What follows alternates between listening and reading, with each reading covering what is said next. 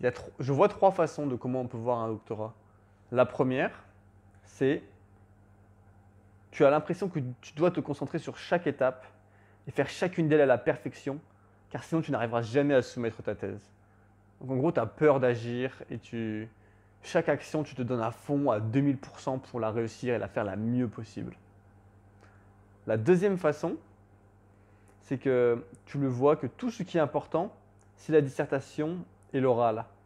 Du moment que tu arrives à écrire et à présenter l'oral du jour J, les étapes d'avant ne sont pas si importantes que ça. En tout cas, c'est la deuxième vision. C'est vraiment tout focus sur la dissertation, donc tu donnes à fond pour écrire la dissertation. Et la troisième vision, c'est que ton doctorat, c'est une préparation pour ce que tu vas faire une fois que tu en as fini. Un doctorat est un entraînement à devenir un chercheur indépendant. Ton but ne devrait pas être d'obtenir ton doctorat, une thèse, car ce n'est que l'échauffement avant que les choses sérieuses commencent.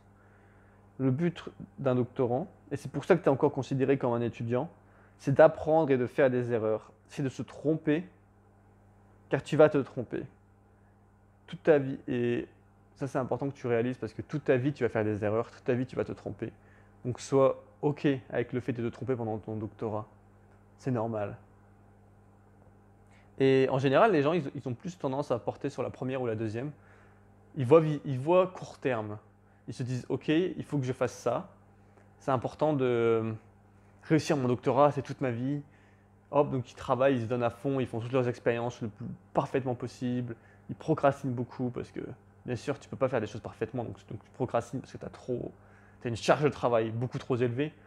Et ils se pensent juste qu'à écrire leur thèse, etc. Ils ne pensent pas à ce qu'ils veulent faire après. Donc ils voient que court terme. Et une fois qu'ils finissent leur thèse, ils se disent, qu'est-ce que je fais maintenant?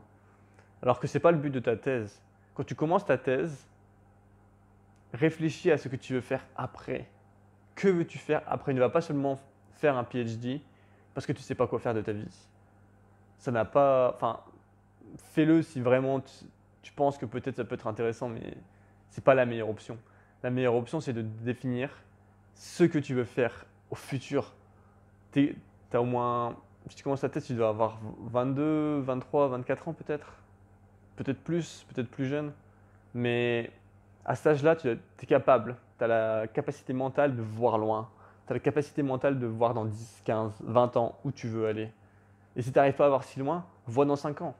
Après ta thèse, où est-ce que tu veux aller? Et si tu vois loin, tu vas être capable de te dire que ton doctorat n'est qu'un entraînement.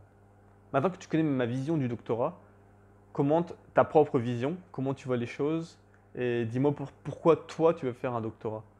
Donc j'espère que cette vidéo t'a plu.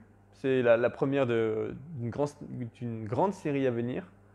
Donc si tu as aimé la vidéo, mets un like, rejoins notre groupe Facebook sur lequel tous les jours on partage du contenu intéressant. Et je te dis à demain. Ciao.